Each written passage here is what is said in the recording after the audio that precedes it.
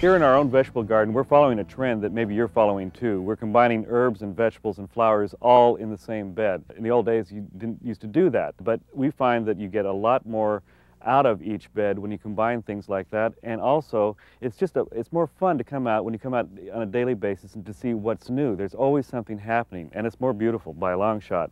So in this bed right here, we've got herbs like the flat-leaf parsley, which is stronger and more intense flavor than the curly-leaf parsley.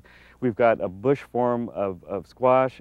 When you're dealing with small spaces, always favor the bush forms of squash because the old-fashioned runner types could grow over this entire garden, and that's all that would be here would be squash. Behind us, we've got one bed that's devoted to corn, planted in rows so that it'll pollinate easily.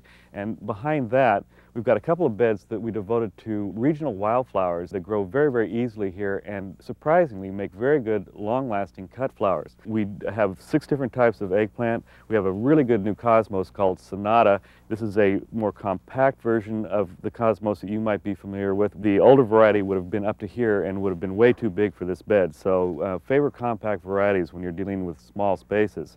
And again, we were really crazy about peppers because they're such an important ingredient in salsas, and we've got a dozen different varieties of peppers right in this one little space here. We also have Lisianthus. This is a relatively new flower that is an incredible cut flower. It'll last for 2 weeks in a vase. This is a blue picotee.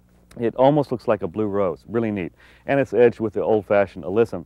And come here, I just want to show you one thing that's kind of interesting. We did a row of strawberries along one edge of this bed. Strawberries are perennials. They'll come back year after year. If we put them just in one row against the edge of the bed, we can get the strawberries actually to hang over the side of the bed, and they stay off of the soil and so they don't rot, and it's very easy to pick, and they're delicious. Down here we've got one bed that's more or less devoted almost completely to tomatoes, and we grew a couple of the old standard varieties like Early Girl because we wanted those early ones, but we also planted some real unusual varieties like Tigerella. This is Tigerella right here. This is a green tomato with yellow stripes, and for a green tomato, somehow you wouldn't associate that with a really full tomato flavor. This has got it, and it's absolutely beautiful. There's a bunch of other really unusual varieties in here which we'll come back to as soon as they have some great big wonderful fruit on them. In this bed here, kind of unusual, we've planted 3 different squash plants, all of which are bush form, including this really beautiful gold bar zucchini, which is just a knockout. It really does look like a bar of gold.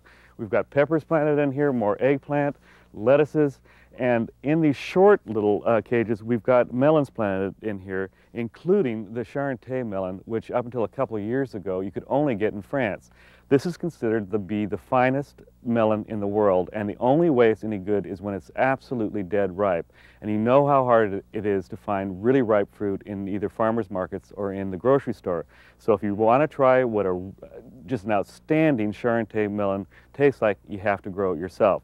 This is the first time we've grown it. We're very anxious to see how it turns out. So you can see we really have just an incredible diversity of vegetables, herbs, and flowers in what really is a relatively small space, 8 raised beds. Now I know that you already know about raised beds because they've been around for a while, but when we built our own here, we learned a few things that we'd like to share with you that you might not know. So let's go take a look at one of these raised beds and we'll give you a few pointers, but right now I'm going to have the strawberry. Delicious. Now, slugs and snails, are they a problem? They are a problem for almost everyone. And one of the things we like about raised bed gardening is the ease with which you can keep slugs and snails out. All you need is some of this copper tape. Now this copper tape is inexpensive. It's available at garden centers and nurseries, and it's got the copper on this side and some sticky stuff on this side. And all you do is just put it down on the edge of the bed, apply it down there like this,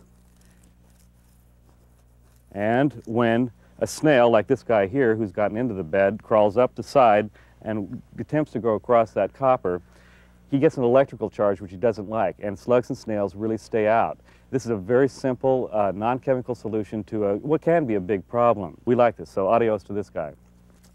Now,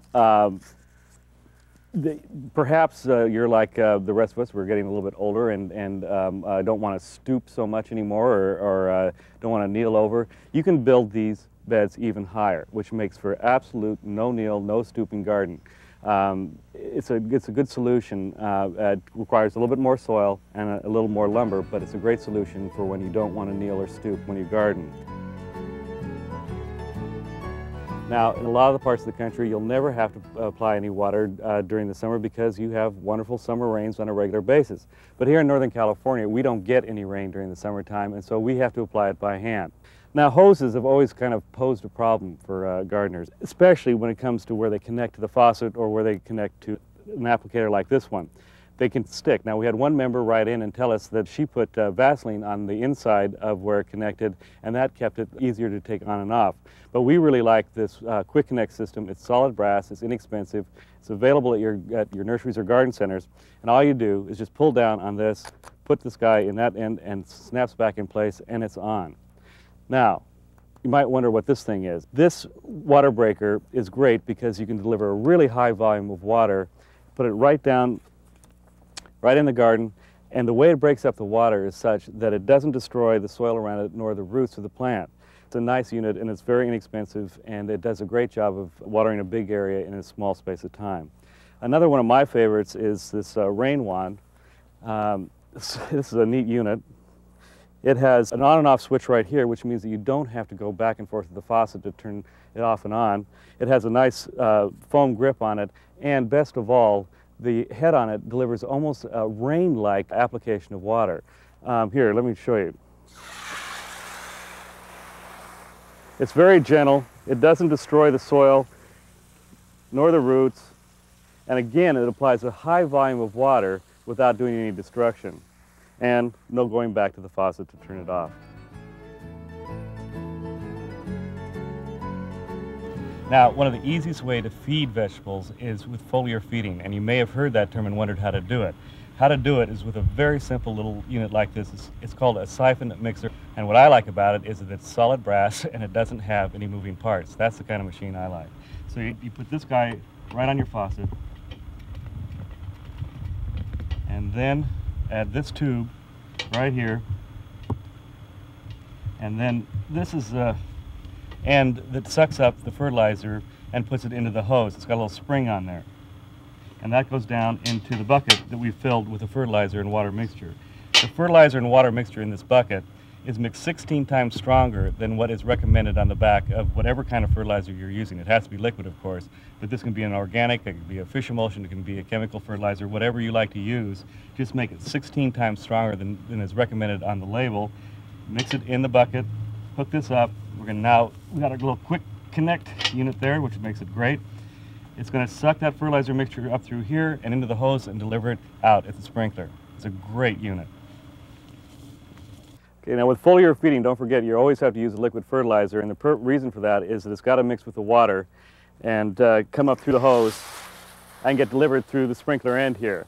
Now, obviously, fertilizer mixture is dripping down into the root zone, but it's also being absorbed through the foliage of the plant, hence the term foliar feeding.